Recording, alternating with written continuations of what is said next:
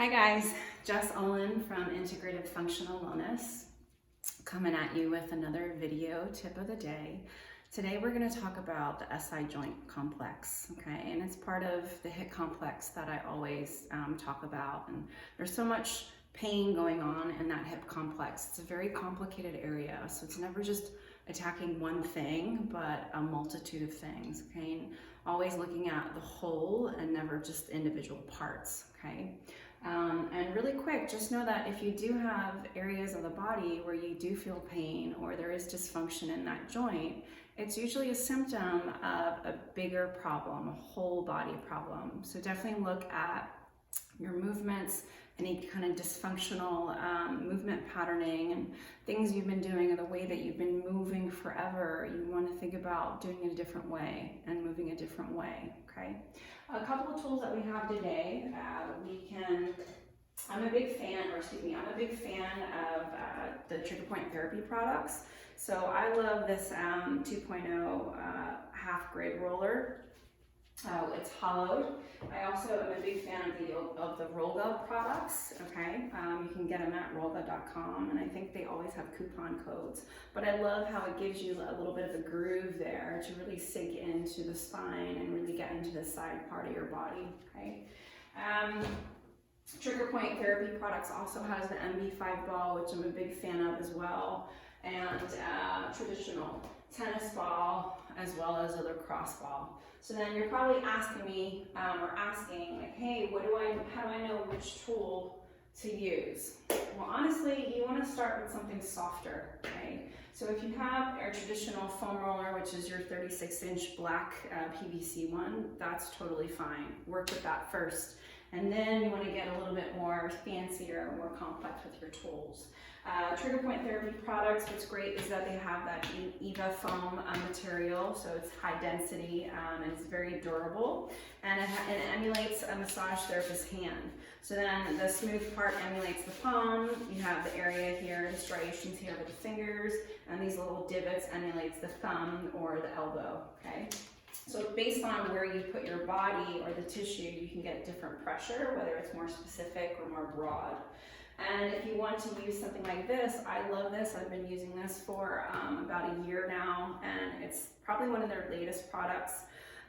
What I love about the MB5 ball is that it gives you a little bit more range, right? So you don't have to use something so small with the yoga block to give you height off the floor or height away from the wall. And you can just use this, and it's very specific but broad. If you want more specificity, like a massage therapist is putting their elbow into your glute area or your thumb into the glute area, you want to get a little bit smaller and harder, okay? And you're looking at a lacrosse ball. We're going to get started with the MB5 ball, which is one of my favorite products. And then if you want to use your 36-inch foam roller, I have my Rolga, which I'm going to use here, okay? So we're going to work on the affected area. Usually my right SI joint is usually angry a lot of times. And where to find the SI joint, you want to look at your belt line. It's called the belt line, okay? So if you were to have your ASIS, you can palpate it, 2 fingertips in your hip bones. You follow that belt line all the way to the back. And if you can find the crease of your yoga pants here, that's about where your SI joint is, okay?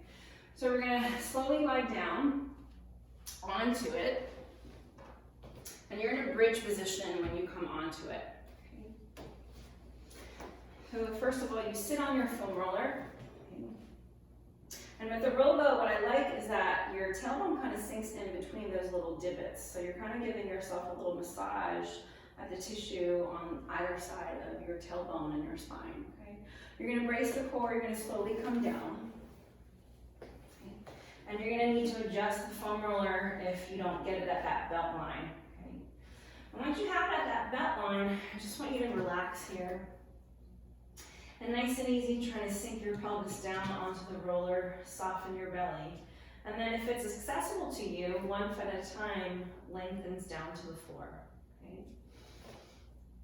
Nice and easy, use your breath. And you're opening up the front part of your body here, whether you know it or not. So you're opening up your hip flexor, your psoas area, and even your abdominal wall, just by being quote unquote impaled on it, okay? And from here, we're gonna start to think about opening up our psoas, okay? So our psoas is or the hip flexor group in the front of the body. So we're gonna bring our left knee into our chest as we exhale.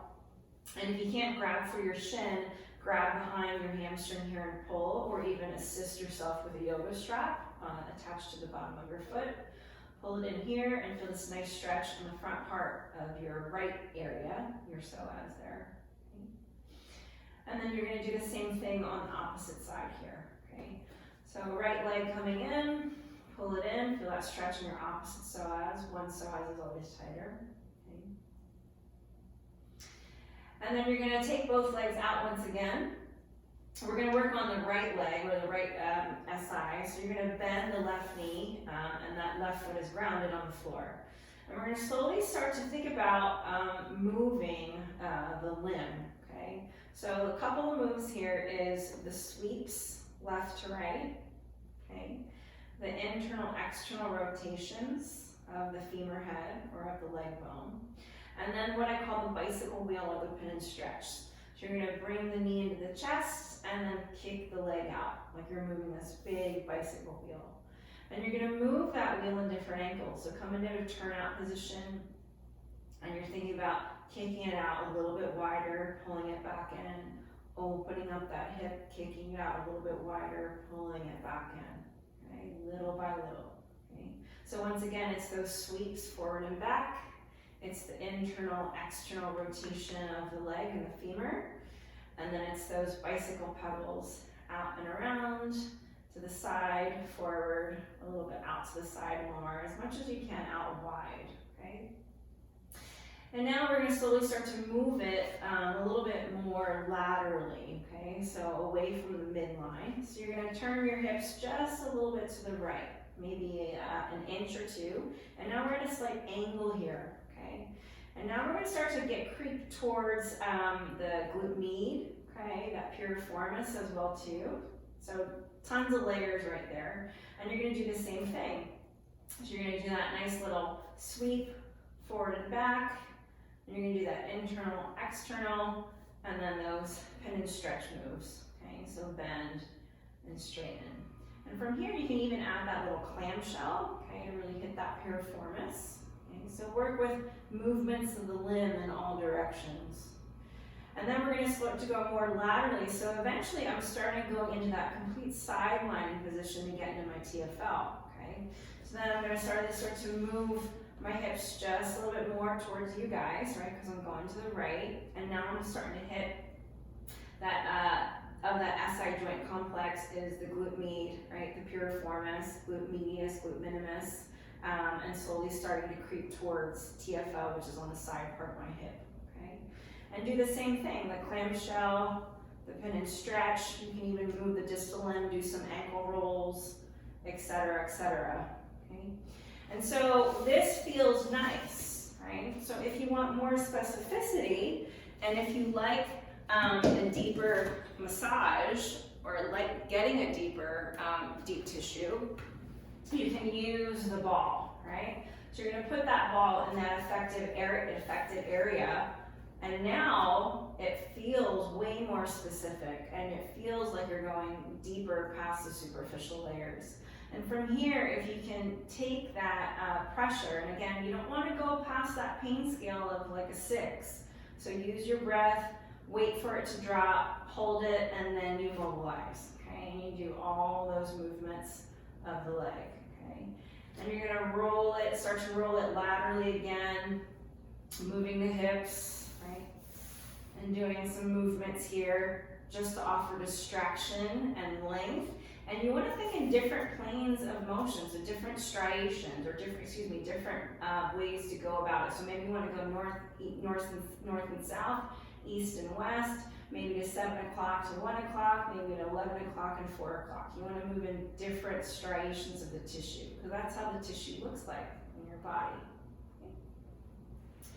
And your end position should be all the way to that TFL. So TFL I covered in my last video, some of it, where you're coming completely onto your side, And now I'm right onto that tensor fascia latae, and I'm on that elbow and forearm. Your top foot is in front for support, and you're gonna do the same thing, which is those sweeps, the internal, external rotation, and that pin and stretch, okay? Once you've done that, always stretch after. I'm a big proponent of stretching right after you release. So best stretches to do is the pigeon stretch, the figure 4 stretch, which is that 90-90. So you come here, have that elbow or that heel out just a little bit away from your pubic bone. And when you come into this figure 4, maybe this hip is so tight that you can't even get that knee down. That's okay. You want to put a yoga block here or a blanket or a bolster, and you always want to think about that knee being outside of the hip. So you never want to just sit your hip down. You want to think about leaning away from the affected hip, so then the knee is always on the outside of the hip, and you're going to hold there, okay? If you wanted to use a bolster, I'm just going to show you what that looks like. So if that hip were completely tighter, you would support it underneath your glute there or your leg, so you have some height there. And now you can work with range, and that's this leg, the other leg, it's back there, so you're trying to square off the hips, and you want to come down onto the ground to your mobility, so you're not leaning too much towards my right, but I'm trying to shift my weight towards my left to get off of the hip, so that knee is outside of the hip. Okay? And use your progressions. Maybe this is where you live for a little bit. And then if you can, come all the way down to the forearms if you have that viability in the tissue. Okay? Questions, comments, let me know. Subscribe and like my videos, and I'll give you more. Have a great day.